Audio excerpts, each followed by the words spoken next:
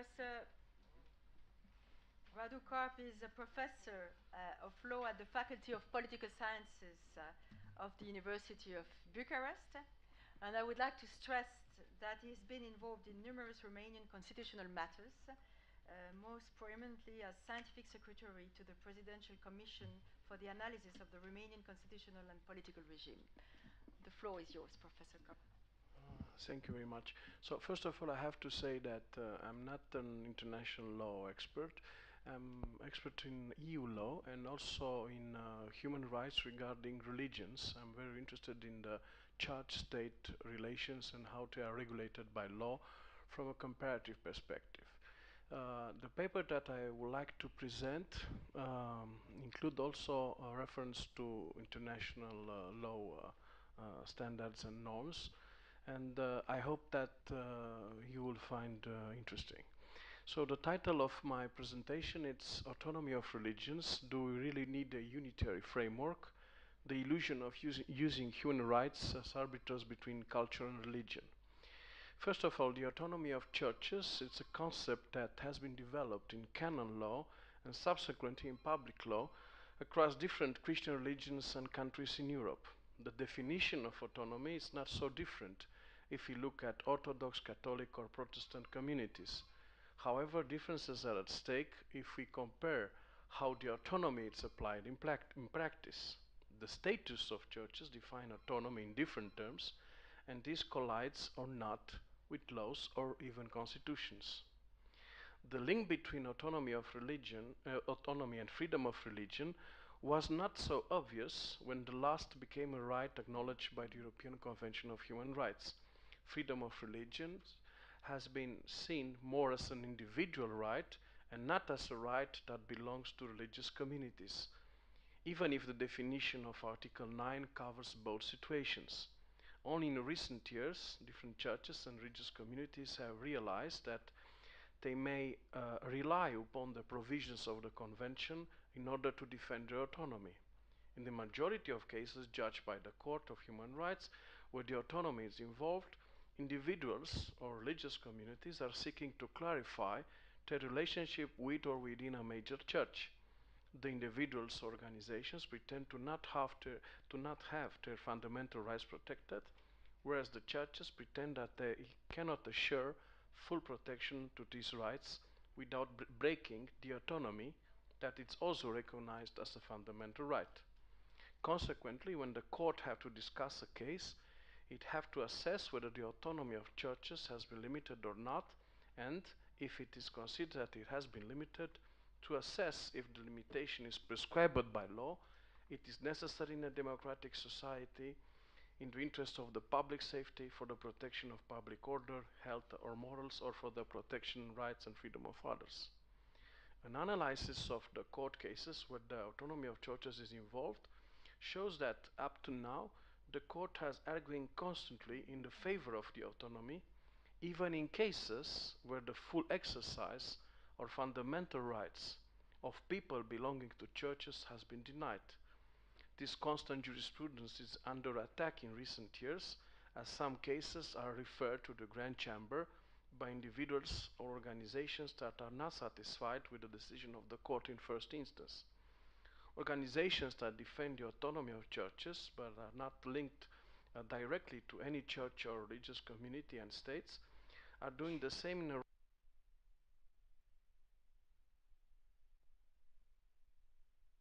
Grand Chamber in Lauzi versus Italy case shown. This is the reason why the most challenging cases involving the autonomy of churches emerge after the final verdict in Lauzi, for example, Sindicatul Pastorul Cel Bun versus Romania and Fernandez Martinez versus Spain. So both cases were deferred to the Grand Chamber. In the first case, a full respect of the autonomy of churches has been recently, in July this year, stated by the Grand Chamber, a verdict that contradicts the first decision. In Fernandez Martinez, the full respect of autonomy is challenged right now before the Grand Chamber. A verdict has not been reached yet. So why the autonomy of churches is increasingly challenged at the level of the court? Some years ago, no organization or state intervened as third parties. Now, in almost every case related to the autonomy of churches, organizations or states intervene in the defense of the autonomy.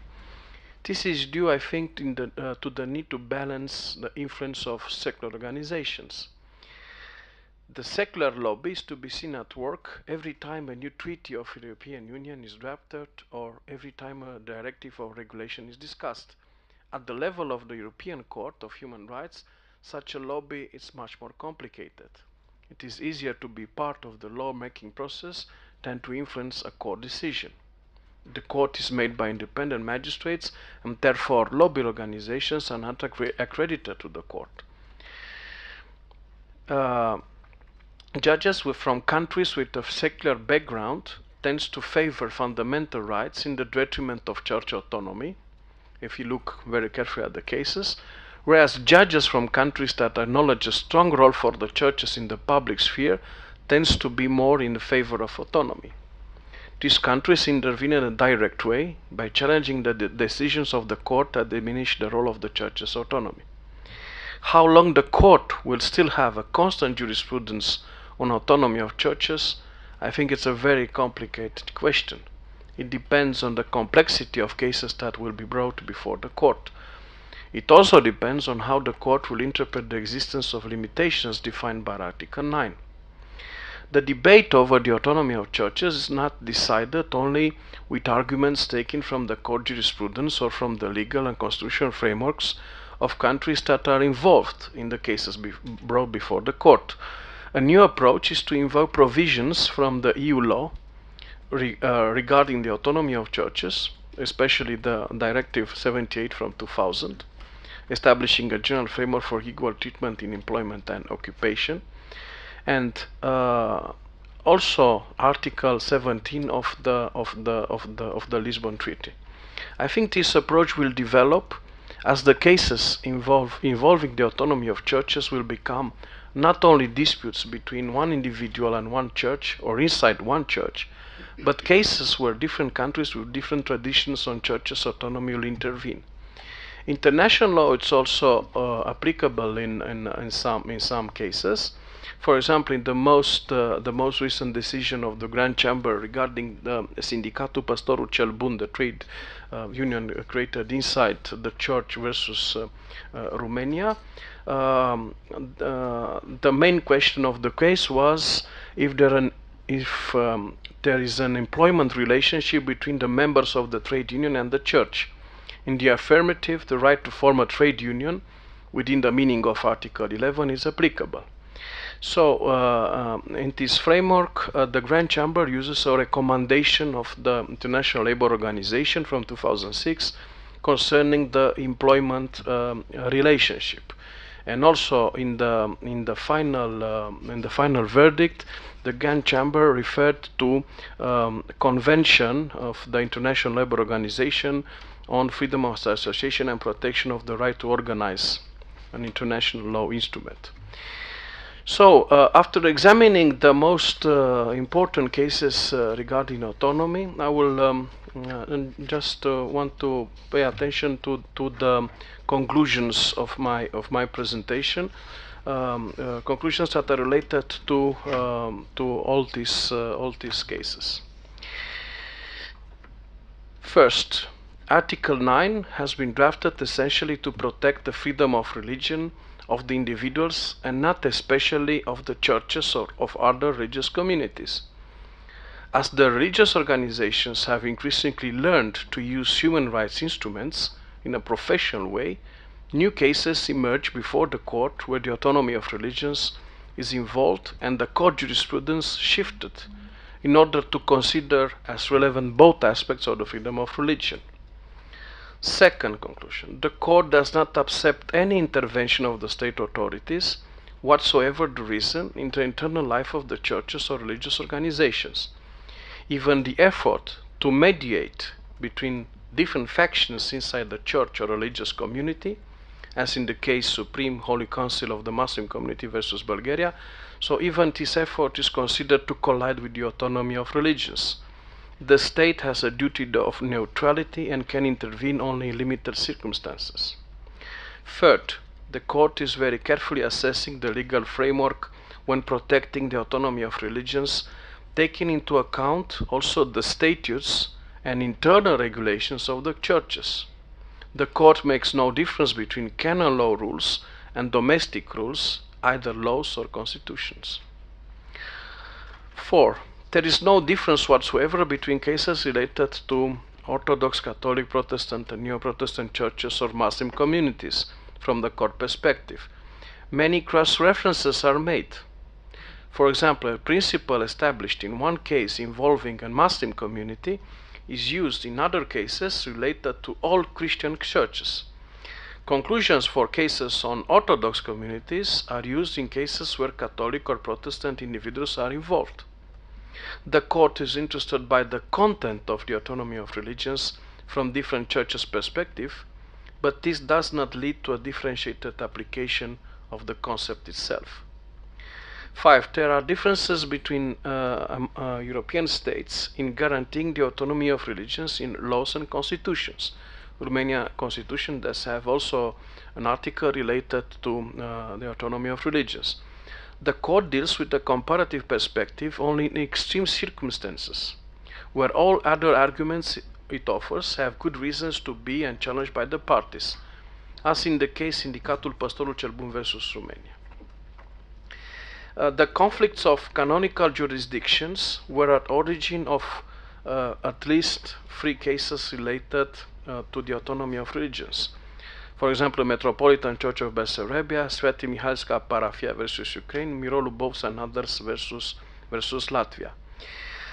And also in 2 cases related to Bulgarian Orthodox Church, Holy Synod of the Bulgarian Orthodox Church, and Sotirov and others versus Bulgaria. The court has to solve a conflict that has its origin during the communist regime. In most cases, like this. The same happened with the Muslim community as in Hasan and Ceauș versus Bulgaria. The case Sindicatul Păstorul cel Bun versus Romania opened a very intriguing perspective. Why such a demand to organize a trade union that emerged inside an Orthodox church was so opposed by that church, and why this didn't happen inside another Christian community? Are the canon law differences the answer? The fact that Catholic and Protestant churches relies on many organizations that are affiliated with them could explain why such a demand didn't give way to a conflict that the civil law courts are called to examine. 9. In dealing with the autonomy of religions, as I said, the court increasingly used not only canon law provisions, laws or constitutions, but also EU instruments and also international law instruments, and also supranational documents with less legal value, such as report of some reports of the Council of Europe used, for example, in the case related to Ukraine. And also, what is intriguing, the court used references to German Federal Constitutional Court decisions. For example, in the case Schutt versus Germany, to argue if a directive it's well implemented or not. Maybe you will be surprised to see that even this question is addressed by the European Court of Human Rights. Third-party interveners have recently begun to rely in their arguments on the US Supreme Court jurisprudence, and this is also a new development, especially on the ministerial exception doctrine, holding that the provisions of labor law are not applicable to employees of religious institutions. This was the case in Sindicatul Păstorul cel Bun and also Ferdinand Martinez versus Spain, where the chair of law and religions of the Université Catholique de Louvain and the American Religious Freedom Program of the Ethics and Public Policy Center are third-party interveners. The court did not use until now the US Supreme Court view on the autonomy of religions, but I think it's under constant pressure to do so. 11. All the cases on religious autonomy related to Catholic or Protestant or Neo-Protestant churches, except one, deals with one individual challenging the content of his duty of loyalty towards the church or religious organization as employer. In all these cases, except Schütt versus Germany, this duty was acknowledged by the court, and therefore churches were recognized full autonomy in establishing the content of the employment relationship. The court arrives to a different conclusion in Schütt versus Germany, relying on a decision of the Federal Constitutional Court that, although recognizing the legality of such a duty of loyalty, affirmed that the legal status of a church employee could be clericalized. The court relied on a decision of a domestic court because one directive of the EU law was not well implemented by Germany. A very old Muslim community in Europe, that of Bulgaria, addressed to the court on the issue of religious autonomy. What about the other Muslim communities, especially the new ones, composed by migrants? Are they reluctant to address the court? Or the lack of cases related to these communities could be explained by the fact that state authorities does not want to intervene in their internal organizations.